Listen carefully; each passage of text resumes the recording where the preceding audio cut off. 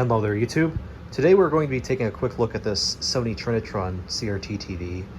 It is a 20-inch combo unit, which is actually fairly rare for a Trinitron.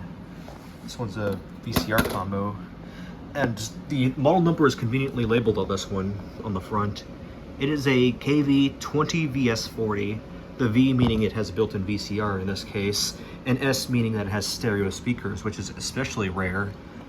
Because I think the 20VM40 is more common, and that only has a mono speaker, whereas I think it still has the other speaker grill, but it like there's nothing in there or it's filled.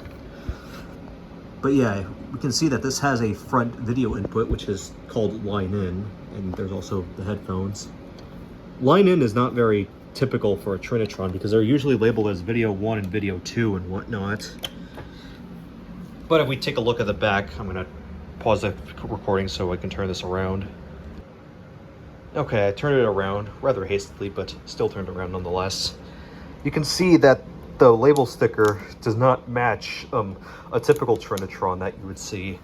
It's black instead of mostly white.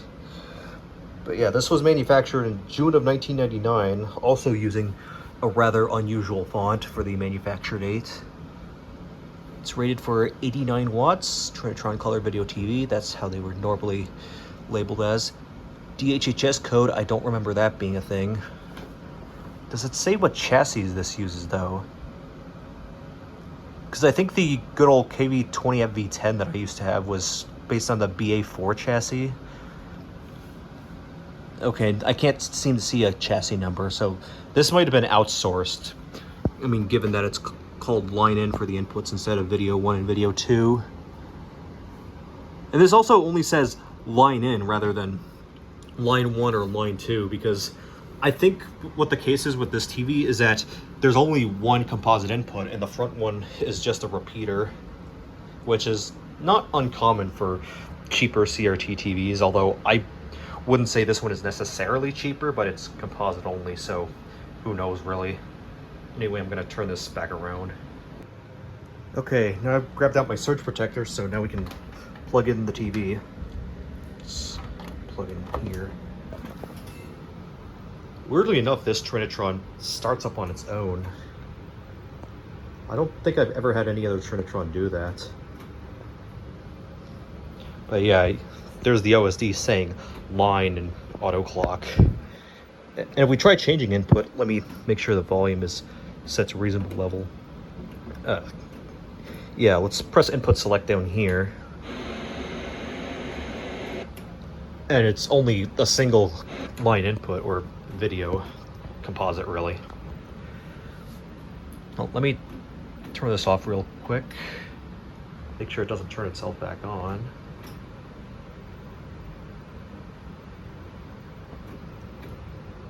Okay, it's doing that thing again.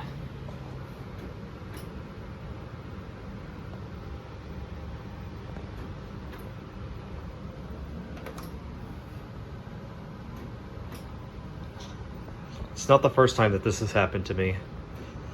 Although, weirdly enough, the first time I plugged this in, it did it. The second time I plugged this in, it did not do it, and it acted normal. And now the third time it's doing this again. Well, there go my plans of scalping this on Facebook Marketplace.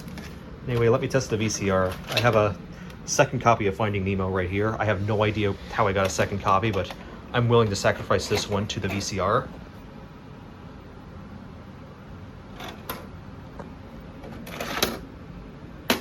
Alright, get in there.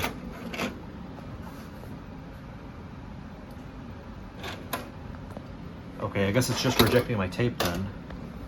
I'll have to get this to act normal then. Still not going to be able to scalp it on Facebook Marketplace. Okay, I just turned it off and it's fine all of a sudden. Maybe it's a problem with the VCR itself. I think the built-in VCR is what's causing these problems. I can't say I'm surprised. Combo unit CRTs were never really good. But I am going to test the composite input real quick.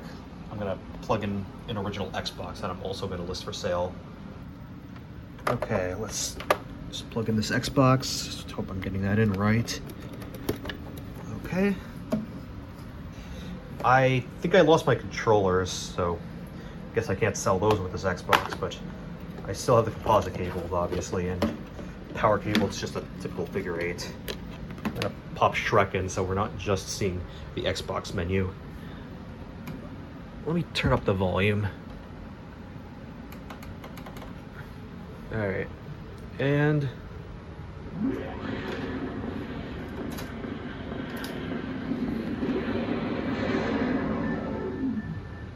I think this Xbox is still set to widescreen mode, although I last used it on a CRT, so what gives?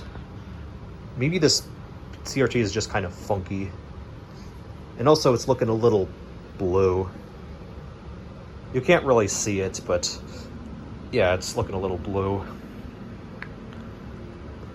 Also, the clock capacitor has been removed from this Xbox as of 2 years ago. Okay, I guess we're not booting up Shrek then. But point is, the video input works. I'm going to try moving this to the back, just so I can prove the point that the front is just a repeater for the back. Let me find the composite real quick. Yep, the front is just a repeater for the back input. So you only have one video input plus a repeater, so you effectively have 2 because the front is supposed to be a temporary anyway. Anyway, that's it for this video. I just wanted to make a little video on this and show it off, whether it was working or not. So yeah, hope you have a good one. I'll see you all in the next video. Peace out.